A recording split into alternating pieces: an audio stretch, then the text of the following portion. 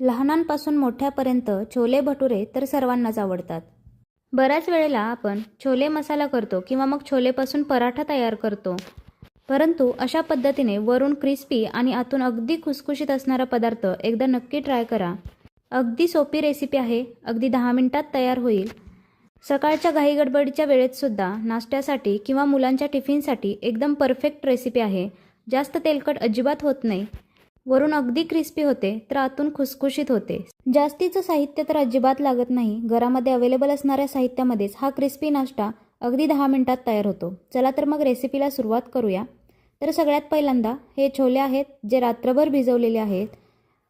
दुसऱ्या दिवशीच्या टिफिनची तयारी शक्यतो आपण रात्रीच करतो, त्यामुळे हे छोले रात्रीच भिजत घातलेले असतात.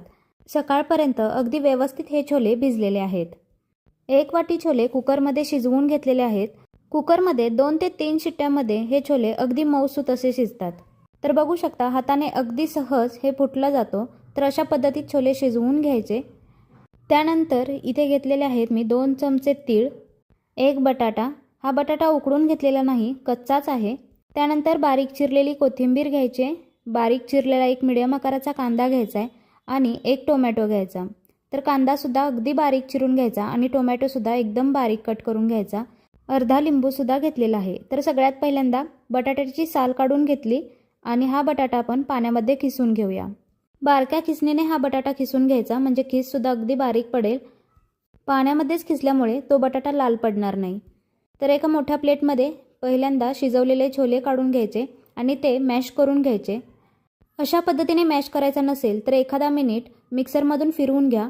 फक्त जास्त बारीक करून घ्यायचं नाही, जाडसरच ठेवायचं. तर सगळे छोले मॅश करून झालेले आहेत.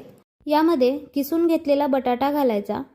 बटाटा जास्त अगोदर किसून ठेवायचा नाही, ज्यावेळी बनवायचा आहे त्याच वेळी किसायचा, म्हणजे तो अगदी क्रिस्पी राहतो. तळल्यानंतरसुद्धा जास्त मऊ पडत नाही. त्यानंतर यामध्ये घालायचे बारीक चिरलेली कोथिंबीर, टोमॅटो आणि कांदा. यामध्ये तुम्ही तुमच्या आवडीनुसार दुसऱ्या भाज्यासुद्धा घालू शकता. त्यानंतर यामध्ये घालायचे चवीनुसार मीठ, लाल तिखट आणि गरम मसाला. पाव चमचा जिरा पावडर घालायची आणि हे सगळं व्यवस्थित असं मिक्स करून घ्यायचं. लाल तिखटऐवजी तुम्ही मिरचीचा ठेचासुद्धा इथे वापरू शकता. पाव चमचा हळद घालायची. यामध्येच गरम मसाला किंवा छोले मसाला वापरला तरीसुद्धा चालेल. आता यामध्ये घेतलेला जो लिंबू आहे तो पिळून घ्यायचा. जास्त लिंबू पिळायचा नाही, अगदी थोडासा पिळून घ्यायचा. त्यानंतर हे व्यवस्थित मिक्स करायचं. आता या मिश्रणाला बाइंडिंग छान यावं यासाठी 2 चमचे बेसनचं पीठ घालायचं. बेसनचं पीठसुद्धा थोडं थोडं करूनच मिक्स करायचं. जितकं लागेल तितकंच घ्यायचं. बेसनच्या पिठाऐवजी तांदळाचं पीठ वापरलं तरीसुद्धा चालेल, त्यामुळे हा पदार्थ अगदीच क्रिस्पी होईल. त्यानंतर यामध्ये 2 चमचे तीळ घालायचे आणि पुन्हा एकदा हे मिक्स करून घ्यायचं. आता हे भिजत ठेवायचं नाही आहे, लगेचच बनवून घ्यायचं. तर सगळ्यात अगोदर याचे छोटे छोटे गोळे तयार करून घेऊया, कारण डायरेक्ट पॅनमध्येच याला आपण पसरवून घेणार आहे. त्यामुळे अगोदरच छोटे छोटे गोळे तयार करून घ्यायचे, म्हणजे सोपं पडतं. हे तळण्यासाठी एका पसरट पॅनमध्ये तेल घ्यायचं. जास्त तेल घ्यायची अजिबात गरज नाही, अगदी थोडंसं तेल घ्यायचं. तेल चांगलं तापलं की त्यामध्ये याचे एक एक गोळा घेऊन पसरवून घ्यायचा. त्यानंतर गॅस स्लो करायचा आणि स्लो गॅसवरतीच हे अगदी क्रिस्पी होईपर्यंत भाजून घ्यायचं.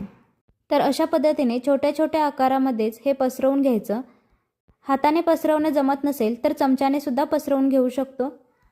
याला जास्त गोल आकार वगैरे देण्याची गरज नाही. अगोदरच गोळा जर गोल बनलेला असेल तर लगेचच हे पसरवायला येतं. मिश्रण घट्ट नसलं की व्यवस्थित हे पसरवलं जातं. हे मिश्रण भिजवत असताना यामध्ये पाण्याचा अजिबात वापर केलेला नाही. बटाटा आणि छोलेला बाइंडिंग येण्यापुरतं 2 चमचे बेसनचं पीठ वापरले. तर एक बाजू थोडीशी भाजून झाली की त्यानंतर पलटवून घ्यायचं आणि दोन्ही बाजूनी अगदी क्रिस्पी होईपर्यंत हे भाजून घ्यायचं. रंगसुद्धा अगदी छान येतो. मंद गॅसवरती भाजण्यासाठी 3 ते 4 मिनिट लागतात. फास्ट गॅस ठेवायचा नाही, नाहीतर वरून लगेचच रंग डार्क होईल आणि आतून कच्चा राहील. फास्ट गॅस ठेवल्यामुळे सुद्धा हे अजिबात क्रिस्पी होणार नाही किंवा मग थंड झाल्यानंतर जास्त तेलकट झाल्यासारखं होईल. तर दोन्ही बाजूनी व्यवस्थित हे तळून झालेलं आहे. जास्त याला उलटापालट करायचं नाही, फक्त एकदाच पलटवून घ्यायचं. तर अशा पद्धतीने बाकीचे गोळेसुद्धा यामध्ये घालून पसरवून घेतलं आणि मंद गॅसवरती अगदी क्रिस्पी होईपर्यंत हे भाजून घेतलं. तर पुन्हा मी यामध्ये तेल अजिबात घातलेलं नाही. पहिल्यांदा एकदा जे तेल घातले त्यामध्येच हेच तयार होतं. जास्त तेलाची गरज अजिबात लागत नाही. तर अशा पद्धतीने बाकीचे सुद्धा मी तळून घेतलेले आहेत. वरून अगदी क्रिस्पी झालेले आहेत आणि आतून अगदी खुसखुशीत झालेले आहेत. अजिबात हे तेलकट होत नाहीत आणि पौष्टिकसुद्धा आहेत. प्रत्येक वेळेला छोले मसाला किंवा छोले पराठा करण्याऐवजी हा पदार्थ एकदा नक्की ट्राय करा. अगदी कमीत कमी वेळामध्ये बनणारा हा पदार्थ आहे आणि घरात अवेलेबल असणाऱ्या साहित्यामध्येच हा बनवून तयार होतो. तर बघू शकता याचा रंगसुद्धा वरून अजिबात तेलकट दिसत नाही. अगदी क्रिस्पी झालेला आहे आणि आतूनसुद्धा अगदी खुसखुशीत असा झालेला आहे.